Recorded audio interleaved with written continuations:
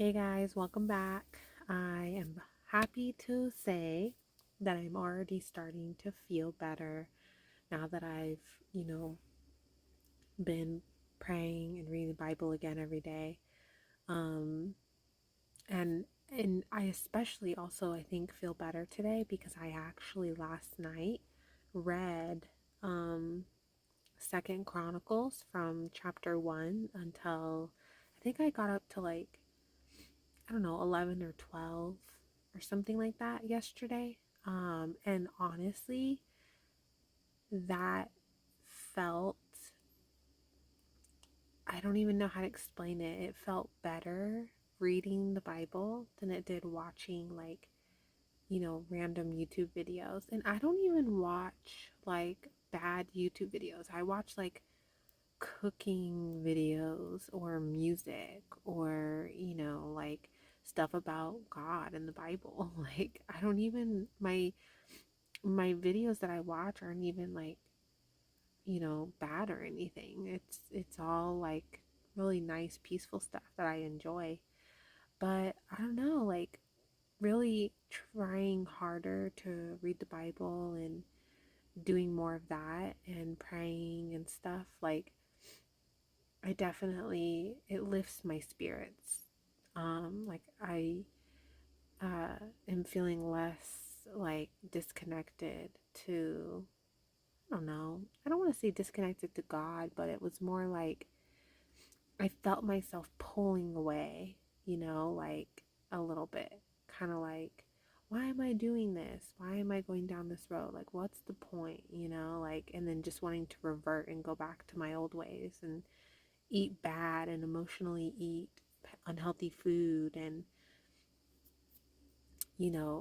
just among other things there's other things I started to think about but um like reverting to and I guess I'll just say it but um I have a friend that I used to hang out with a lot and smoke uh weed with and she reached out to me the other day and was like, let's hang out. And I told her, I was like, I don't drink or smoke anymore. And she was like, oh, that's fine. But when I was having a couple of bad days, there was a part of me that was like, oh, it's fine. I'll go hang out with her once and smoke a little. It'll be fine, like I can relax. But then I was like, there was a bigger part of me that was like, no, I cannot go down this road. I cannot go backwards. Even though I've been having a rough couple of days, since I brought God into my life and started reading the Bible and praying, I have been happier than I have ever been. And I'm finding joy in the little things. I'm able to deal with situations easier. My anxiety is like pretty much non existent. I'm stable with my bipolar disorder. Um, I don't really get that depressed. Like I've been very stable. And I'm finding joy in the little things. I'm dealing with situations easier and better. I'm making more of an effort to, be social and do things and instead of like trying to run away from my problems and things that are bothering me, I'm actually like asking God like what can I do to work on these things or do better. And God's really transforming me right now and my life and for the better. And so I definitely think like if you're struggling and you don't know like you're like why am I reading the Bible? Like what's the point? Why am I praying? Why am I, doing these things? What's the point? If you're not seeing any changes, you know, or you're having a rough couple of days, that is when you should lean into God more. Read the Bible more. Read more of the Bible every day. Pray more. Seek God more. When you are having hard times and you feel yourself pulling away, you need to do the opposite and lean into God more.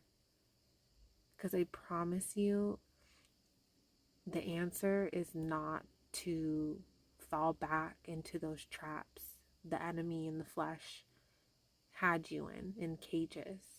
You know, like they had you in cages, and it's a trap. So don't fall for it. Lean into God. Read the Bible more. Pray more. Seek God more.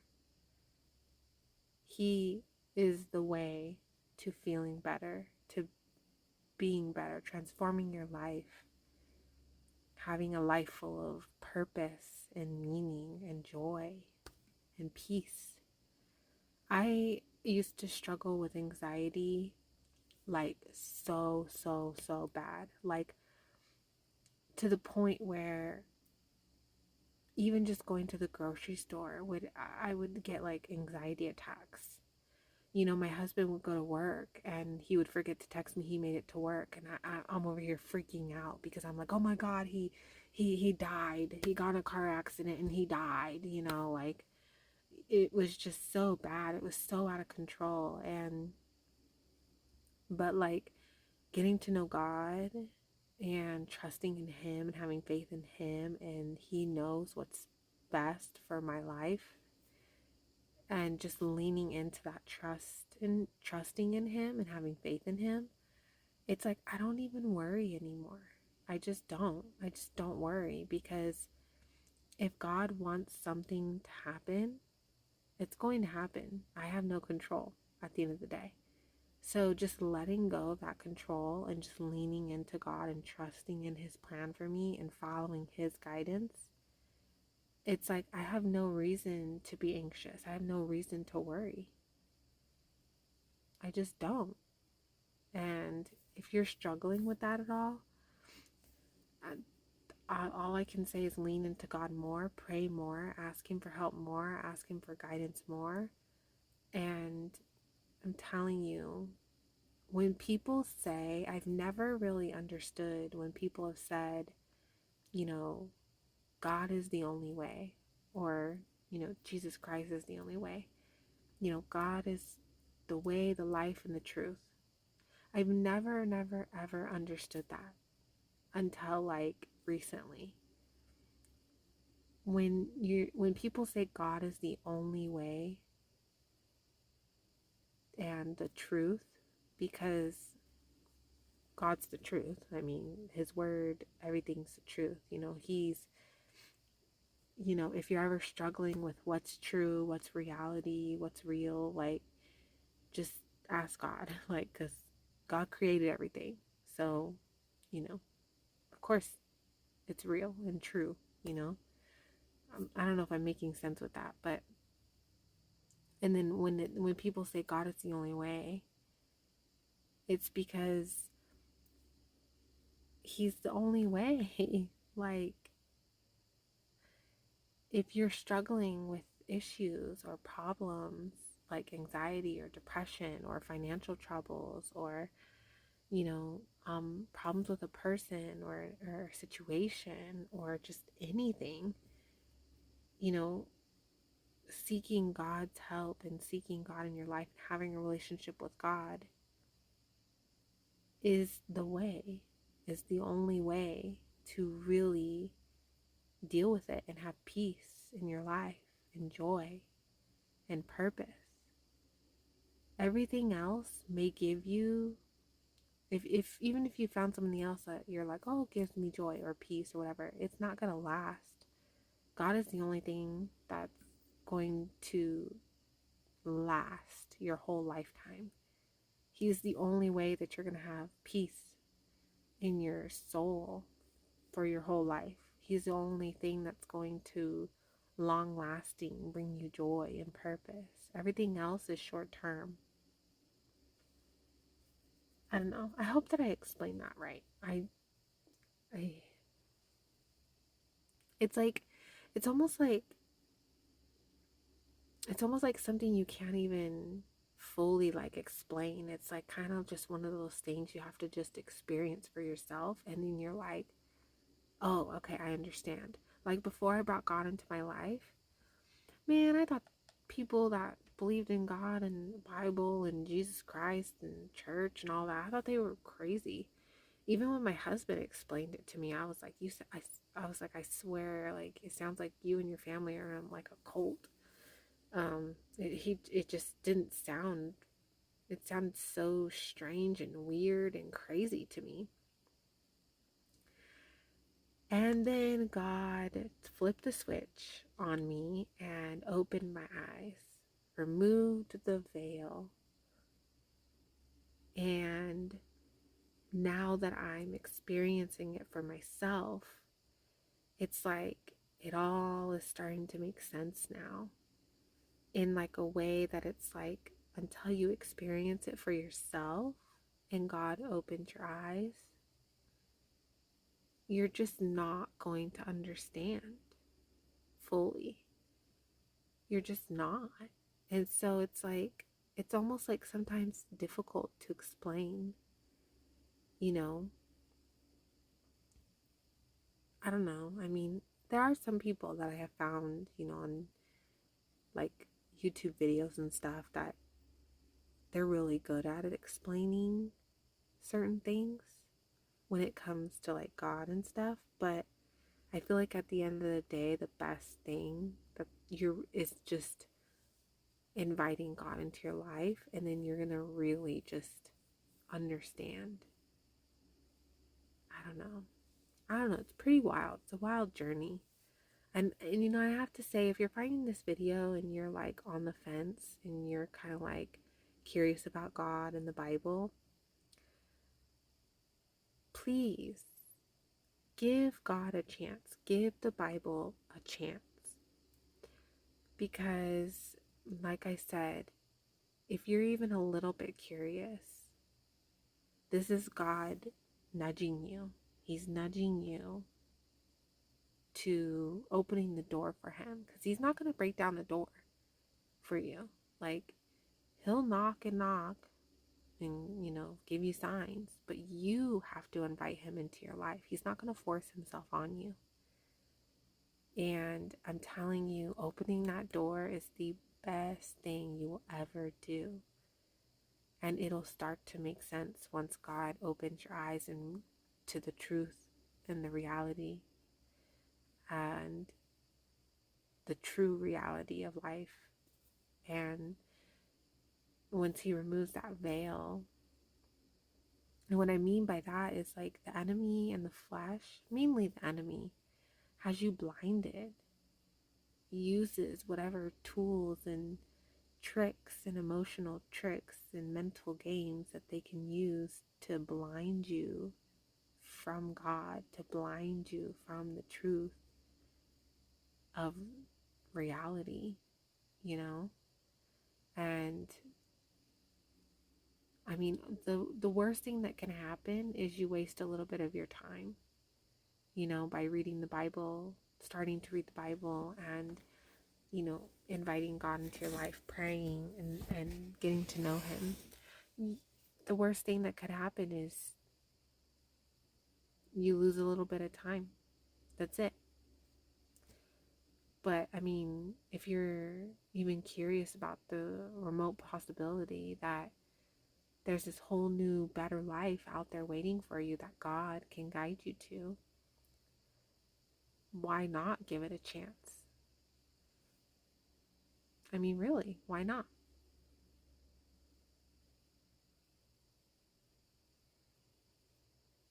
Why not?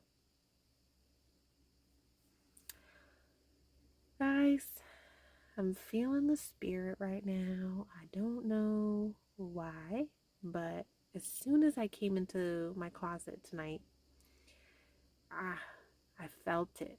I felt the Holy Spirit on me. So, if I inspired you at all, read the Bible. You can start with me or you can start on your own. There are free apps to start reading the Bible, or you can join me, start on my playlist in my on my channel. I have it from day one till now. I'm doing the whole Bible, and you don't have to do it alone because I know it is a struggle at first, and you'll see that in my journey.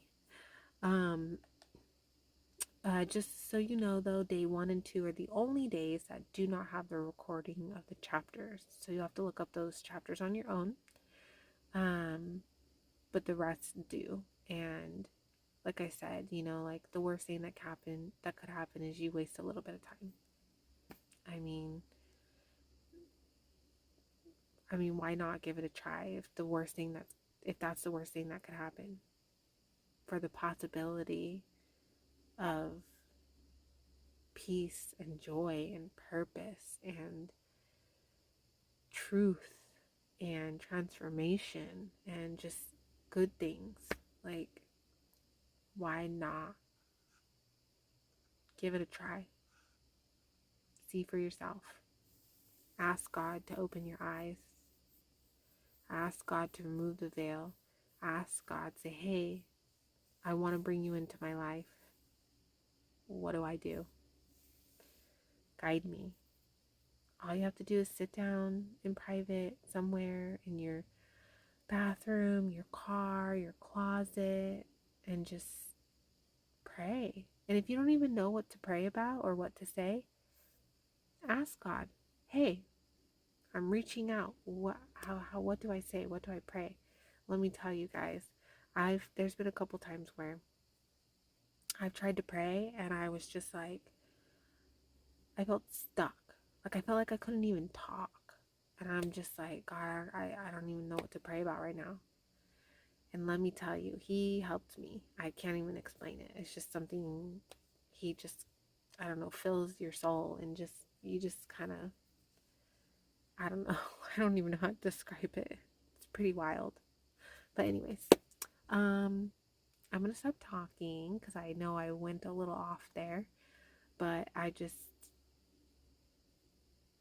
really, I feel so much better when I read the Bible every day and I pray every day and get to know God every day and seek him every day. It just, like I said, there's a peace and joy that comes with that that's unmatched by anything in this world. It's just unmatched. So give God a chance. Give God a chance. This is your sign to give him a chance. Please. He is knocking on your door. All you have to do is invite him into your life and watch the magic happen.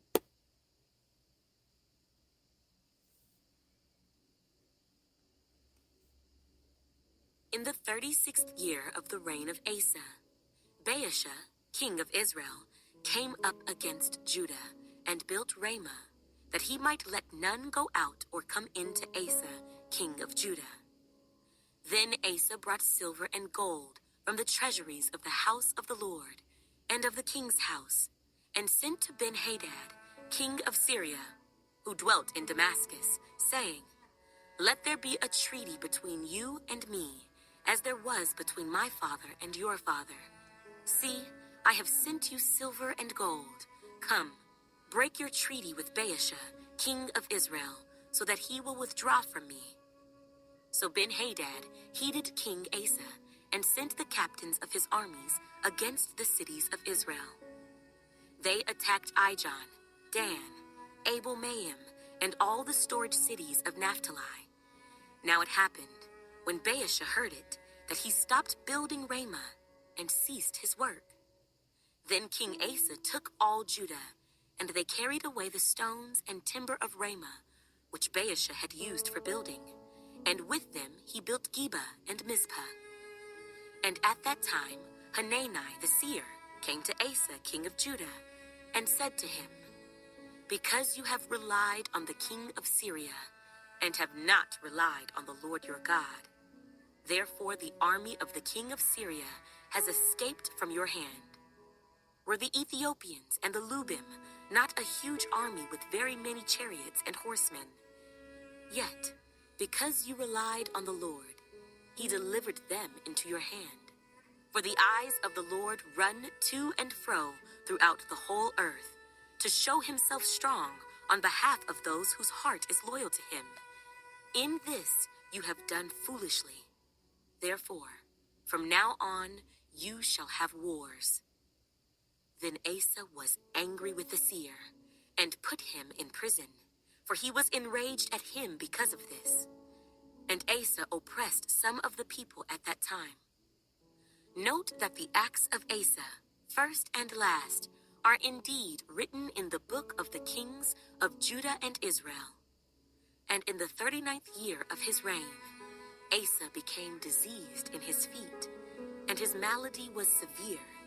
Yet in his disease, he did not seek the Lord, but the physicians. So Asa rested with his fathers. He died in the 41st year of his reign. They buried him in his own tomb, which he had made for himself in the city of David. And they laid him in the bed, which was filled with spices and various ingredients prepared in a mixture of ointments. They made a very great burning for him.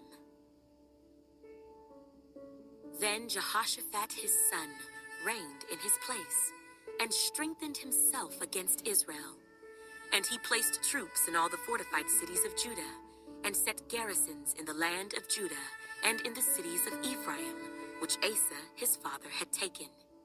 Now the Lord was with Jehoshaphat, because he walked in the former ways of his father David. He did not seek the Baals, but sought the God of his father, and walked in his commandments, and not according to the acts of Israel. Therefore, the Lord established the kingdom in his hand, and all Judah gave presents to Jehoshaphat, and he had riches and honor in abundance. And his heart took delight in the ways of the Lord. Moreover, he removed the high places and wooden images from Judah. Also, in the 3rd year of his reign, he sent his leaders, Ben-Hail, Obadiah, Zechariah, Nathanael, and Micaiah, to teach in the cities of Judah. And with them he sent Levites, Shemaiah, Nethaniah, Zebediah, Asahel, Shemiramoth, Jehonathan, Adonijah, Tobijah, and Tob-Adonijah, the Levites, and with them Elishama and Jehoram the priests.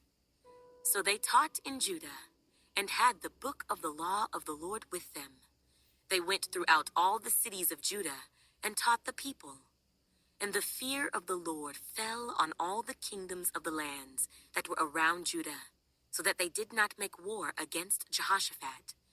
Also, some of the Philistines brought Jehoshaphat presents and silver as tribute, and the Arabians brought him flocks, 7,700 rams, and 7,700 male goats. So Jehoshaphat became increasingly powerful, and he built fortresses and storage cities in Judah. He had much property in the cities of Judah, and the men of war, mighty men of valor, were in Jerusalem. These are their numbers, according to their fathers' houses. Of Judah, the captains of thousands, Adnah the captain, and with him 300,000 mighty men of valor. And next to him was Jehohanan the captain, and with him 280,000. And next to him was Amasiah, the son of Zichri, who willingly offered himself to the Lord, and with him 200,000 mighty men of valor. Of Benjamin, Eliada, a mighty man of valor, and with him 200,000 men armed with bow and shield. And next to him was Jehozabad, and with him 180,000 prepared for war. These served the king, besides those the king put in the fortified cities throughout all Judah. Jehoshaphat had riches and honor in abundance, and by marriage he allied himself with Ahab. After some years he went down to visit Ahab in Samaria. And Ahab killed sheep and oxen in abundance for him and the people who were with him, and persuaded him to go up with him to Ramoth Gilead. So Ahab, king of Israel, said to Jehoshaphat, king of Judah, "Will you go with me against Ramoth Gilead?" And he answered him, "I am as you are, and my people as your people. We will be with you in the war." Also Jehoshaphat said to the king of Israel, "Please inquire for the word of the Lord today." Then the king of Israel gathered the prophets together, 400 men, and said to them, "Shall we go to war against Ramoth Gilead, or shall I refrain?" So they said, "Go up, for God will deliver it into the king's hand." But Jehoshaphat said, "Is there not still a prophet of the Lord here, that we may inquire of him?" So the king of Israel said to Jehoshaphat, "There is still one man by whom we may inquire of the Lord. But I hate him, because he never prophesies good concerning me, but always evil. He is Micaiah, the son of Imlah." And Jehoshaphat said, "Let not the king say such things." Then the king of Israel called one of his officers and said, "Bring Micaiah, the son of Imlah, quickly." The king of Israel and Jehoshaphat, king of Judah, clothed in their robes, sat each on his throne, and they sat at a threshing floor at the entrance of the gate of Samaria. And all the prophets prophesied before them. Now Zedekiah, the son of Chenaanah, had made horns of iron for himself, and he said, "Thus says the Lord, with these you shall gore the Syrians until they are destroyed." And all the prophets prophesied so, saying, "Go up to Ramoth Gilead and prosper, for the Lord will deliver it into the king's hand." Then the messenger who had gone to call Micaiah spoke to him, saying, "Now listen, the words of the prophets with one accord encourage the king. Therefore, please let your word be like the word of one of them, and speak encouragement." And Micaiah said, "As the Lord lives, whatever my God says, that I will speak." Then he came to the king, and the king said to him, "Micaiah, shall we go to war against Ramoth Gilead, or shall I refrain?" And he said, "Go and prosper, and they shall be delivered into your hand." So the king said to him, "How many times shall I make you swear that you tell me nothing but the truth in the name of the Lord?" Then he said, "I saw all Israel scattered on the mountains, as sheep that have no shepherd. And the Lord said, 'These have no master. Let each return to his house in peace.'" And the king of Israel said to Jehoshaphat, "Did I not tell you he would not prophesy good concerning me, but evil?" Then Micaiah said, "Therefore, hear the word of the Lord. I saw the Lord sitting on his throne, and all the host of heaven standing on his right hand and his left. And the Lord said, 'Who will persuade Ahab, king of Israel, to go up, that he may fall at Ramoth Gilead?' So one spoke in this manner, and another spoke in that manner. Then a spirit came forward and stood before the Lord, and said, 'I will persuade him.' The Lord said to him, 'In what way?' So he said, 'I will go out and be a lying spirit in the mouth of all his prophets.' And the Lord said, 'You shall persuade him, and also prevail. Go out and do so. Therefore, look, the Lord has put a lying spirit in the mouth of these prophets of yours, and the Lord has declared disaster against you.' Then Zedekiah the son of Chenaanah went near and struck Micaiah on the cheek, and said, 'Which way did the Spirit from the Lord go from me to speak to you?' And Micaiah said, 'Indeed, you shall see on that day when you go into an inner chamber to hide.' Then the king of Israel said, 'Take Micaiah, and return him to Ammon, the governor of the city, and to Joash, the king's son, and say, Thus says the king, put this fellow in prison, and feed him with bread of affliction and water of affliction, until I return in peace.' But Micaiah said, If you ever return in peace, the Lord has not spoken by me. And he said, Take heed, all you people. So the king of Israel and Jehoshaphat, the king of Judah, went up to Ramoth Gilead. And the king of Israel said to Jehoshaphat, I will disguise myself and go into battle, but you put on your robes. So the king of Israel disguised himself, and they went into battle. Now the king of Syria had commanded the captains of the chariots who were with him, saying, Fight with no one small or great, but only with the king of Israel. So it was, when the captains of the chariots saw Jehoshaphat, that they said, It is the king of Israel. Therefore they surrounded him to attack. But Jehoshaphat cried out, and the Lord helped him, and God diverted them from him. For so it was, when the captains of the chariots saw that it was not the king of Israel, that they turned back from pursuing him. Now a certain man drew a bow at random, and struck the king of Israel between the joints of his armor. So he said to the driver of his chariot, Turn around and take me out of the battle, for I am wounded. The battle increased that day, and the king of Israel propped himself up in his chariot, facing the Syrians until evening.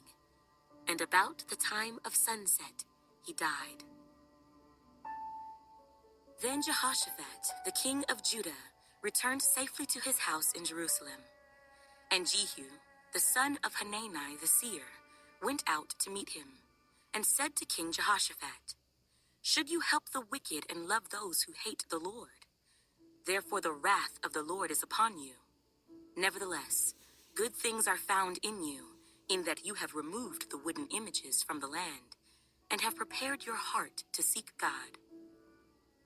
So Jehoshaphat dwelt at Jerusalem, and he went out again among the people from Beersheba.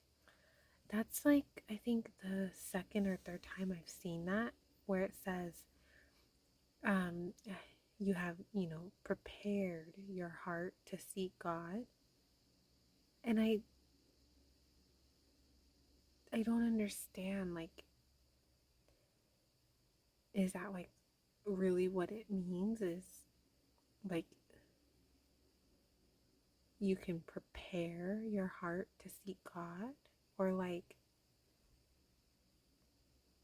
because it was someone else that it said, like, oh, they didn't prepare their heart to seek God. I think. I'm not confident on that, but I don't understand, like, what does that mean? Like, if you want to seek God, like, you seek God. Is there like another, like, I don't understand, like, the preparing your heart to seek God part, or if I'm just, or if, I'm just overthinking that line. I'm not sure. I don't know. It's very late, guys. I'm tired. Sheba to the mountains of Ephraim, and brought them back to the Lord God of their fathers. Then he set judges in the land throughout all the fortified cities of Judah, city by city, and said to the judges, Take heed to what you are doing, for you do not judge for man, but for the Lord, who is with you in the judgment. Now therefore, let the fear of the Lord be upon you. Take care and do it, for there is no iniquity with the Lord our God, no partiality, nor taking of bribes. Moreover, in Jerusalem, for the judgment of the Lord and for controversies, Jehoshaphat appointed some of the Levites and priests, and some of the chief fathers of Israel, when they returned to Jerusalem. And he commanded them, saying, Thus you shall act in the fear of the Lord, faithfully, and with a loyal heart. Whatever case comes to you from your brethren who dwell in their cities, whether of bloodshed or offenses against law or commandment, against statutes or ordinances, you shall warn them, lest they trespass against the Lord and wrath come upon you and your brethren. Do this, and you will not be guilty. And take notice, Amariah, the chief priest, is over you, in all matters of the Lord, and Zebediah, the son of Ishmael, the ruler of the house of Judah, for all the king's matters. Also, the Levites will be officials before you. Behave courageously, and the Lord will be with the good. It happened after this that the people of Moab, with the people of Ammon, and others with them besides the Ammonites, came to battle against Jehoshaphat.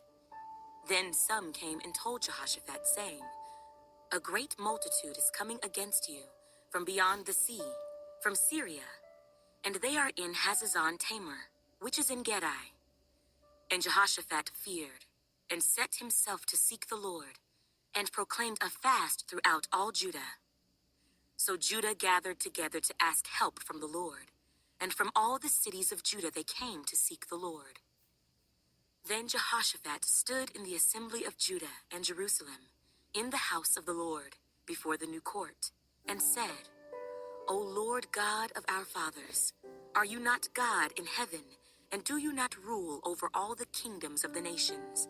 And in your hand is there not power and might, so that no one is able to withstand you? Are you not our God, who drove out the inhabitants of this land before your people Israel, and gave it to the descendants of Abraham your friend forever? And they dwell in it, and have built you a sanctuary in it for your name, saying, if disaster comes upon us, sword, judgment, pestilence, or famine, we will stand before this temple and in your presence, for your name is in this temple, and cry out to you in our affliction, and you will hear and save. And now, here are the people of Ammon, Moab, and Mount Seir, whom you would not let Israel invade when they came out of the land of Egypt. But they turned from them and did not destroy them. Here they are, rewarding us by coming to throw us out of your possession, which you have given us to inherit. O our God, will you not judge them? For we have no power against this great multitude that is coming against us, nor do we know what to do, but our eyes are upon you." Now all Judah, with their little ones, their wives and their children, stood before the Lord. Okay, guys, there we have it, all done. Um, I'm still reading Second Chronicles. I want to actually keep reading it like I did last night, you know, without the girl talking, and just reading it straight through. Because I feel like it's helpful. I feel like it's helpful, at least for me, to do both, listening to it and then also reading it.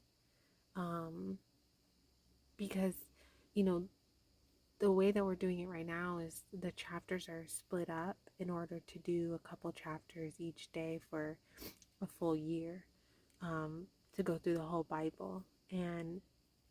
But when I read the actual, I read the book, so I read Second Chronicles from beginning to end, straight through, over a couple days, and I find doing both is really helpful. But I don't know, you know, I think to each their own. However, you you know get the information in the best is whatever works for you, because not everyone retains information the same way. Not everyone studies the same way. You just have to figure out what works best for you. So, what's most important is that you're reading the Bible and, you know, asking God to help you understand what He's trying to tell you, what He's trying to tell us through the Bible, His Word. So, that's what's most important. Okay, guys, I'm going to get going. I'm tired. It's late. I will see you guys tomorrow.